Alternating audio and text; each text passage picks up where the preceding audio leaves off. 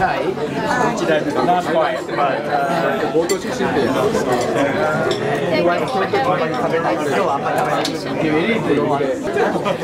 今日はまずフレンチ作って、明日と終わっちゃったらできる。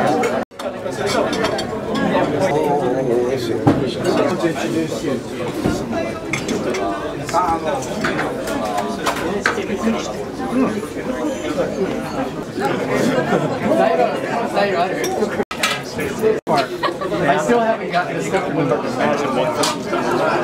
Okay, let's do it. Let's do it. Yeah, Ed, this is Ed's show. Edward takes pinhole cameras, and these are all done on in the camera. It's not done in a computer, but he can tell you more about this thing. I'm going to give him the card. And now you're an honorary member for 1 year. Okay. Pachi, pachi.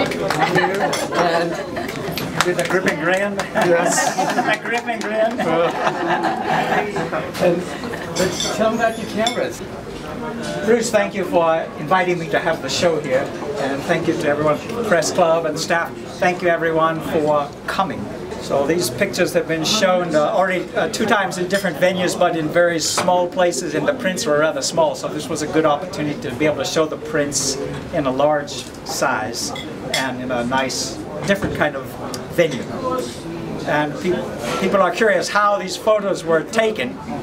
And they were taken with a pinhole camera that has 3 pinholes.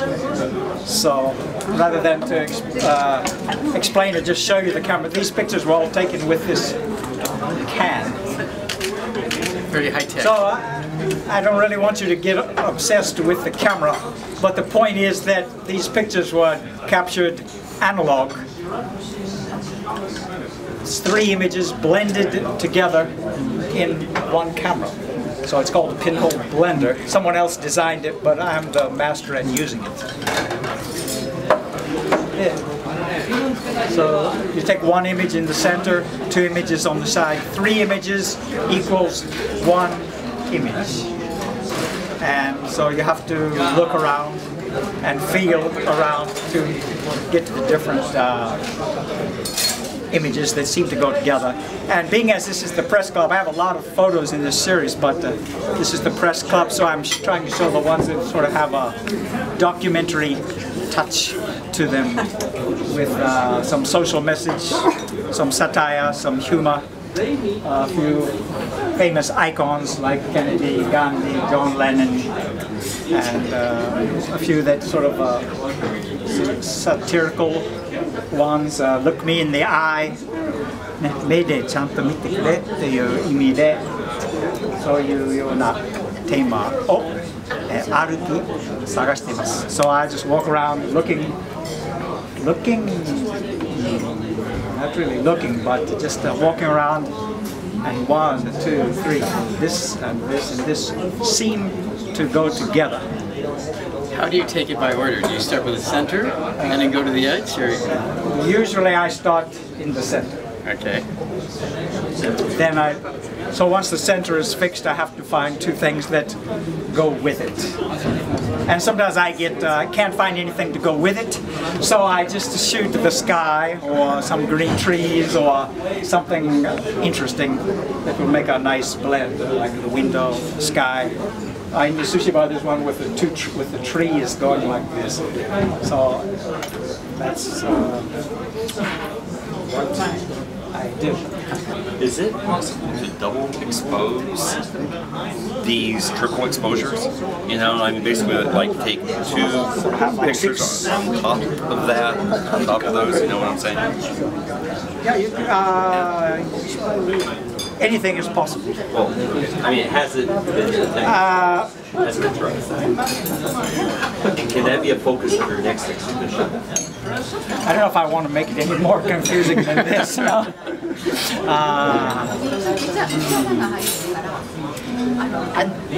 If you look at these, you can see that the center image has some double, like sort of double exposed, but the edges are not double exposed because they're not getting as much of the image in there. So I suppose you could shoot a little extra.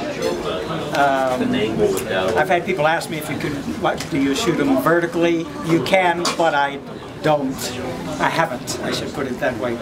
You can also shoot really long without having space. So in this case, it's one shot, 1, 2, 3 shots. Then you wind the film 3.5 times.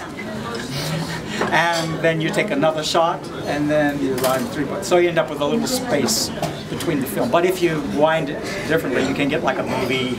Panorama. You can get with a really long piece of film that you can't fit in your scanner, or there'd be a lot of trouble to handle. But some people do it that way. For me, this is sort of enough. Anyway, the important thing is that these were done analog. After that, it was scanned and done basically on the computer because I want to do it myself. I don't want to get a lab to do it. I like to have control over how the prints look. So that's actually been quite fun. And this has been my first series in color. And one of the reasons this camera just seemed to sort of go with color. And the other reason is that it's become very easy to do the color printing yourself. Whereas black and white, I could do black and white, but I had to send color to the lab. So each one of these images was done very close together. In an area usually about the size of this bar here, this club. So how did you find John Lennon look-alike, the John Lennon doppelganger? Good luck.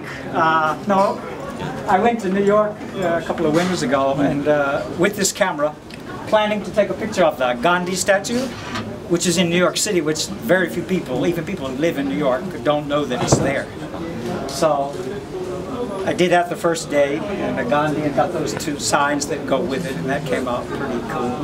The next day, the other thing, reason I went to New York was to go to Central Park to the Imagine Memorial, John Lennon Memorial, and I thought my image was just to take a picture of the symbol and then combine it with something. And when I got there, this guy, who is a John Lennon look-alike, he's an actor, singer, songwriter, poet. A doppelganger. And he happened to be there that day, and all the tourists were taking pictures of him. And I said, "Hey, will you pose for me?" And he was really, he's got this picture on his website actually. So, a nice guy. We became friends, so it was good luck. But the theme is, the title is "Imagine All the People." As I was walking through the Central Park, trying to get to the spot. It was a long walk, and from 59th Street, and then kept sort of having that thought in my mind. And when I got there, there was John Lennon. じゃあ一応もう一回乾杯。ありがとうございます。Thank you very much. なんか英語ばっかり喋ってすみません。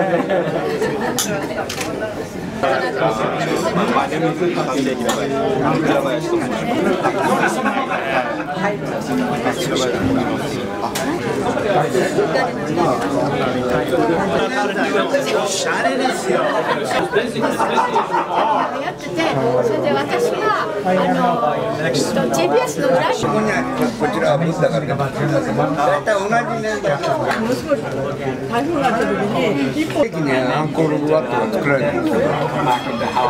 Finding the photos like this is something different. It's kind of do or die. You have to. There's a lot of failure, but if I'm lucky, I'm going to get. Some days I can get one roll of film. I can get 4 shots. So sometimes I can get 4 good shots from the whole. Well, I can shoot 2 rolls of film, and 7 out of 8 of the photos will be really good. If I try to, I have some images, taken with a digital camera, or sometimes with a Canon camera. I can combine these on the computer. It would look very interesting, and sometimes tempting to do it, but it's something different about it. Of course, I'm going to work on the colors to get the tones and the colors right, especially like the ones with the faces. I'm going to do just a little selective clarity or something too. But that's done on the computer. because the image gets very soft to begin with, and then you scan it and it gets a little bit softer. So I try to bring up the contrast, things like that. But the reason I'm doing it is because I want to emphasize the face of the lady or the face of Kennedy. So especially the ones with the faces, I do some selective.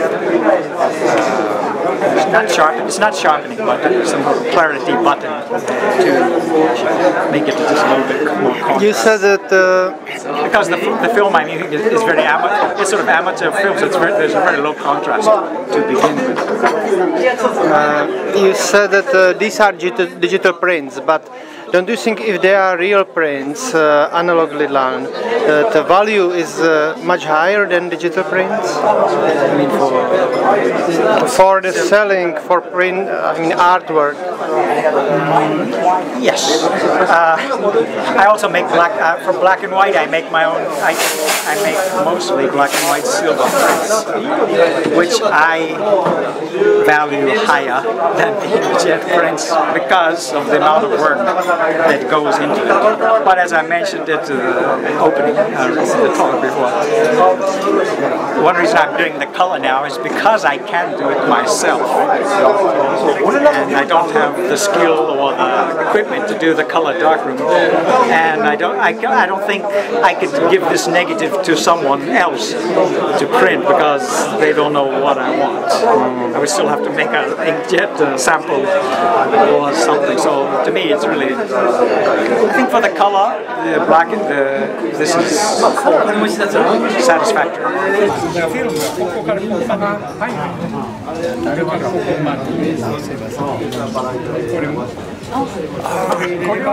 もう一個は出てくるでしょ。もう一個ついてくる。それでこういう感じで一応ラフな。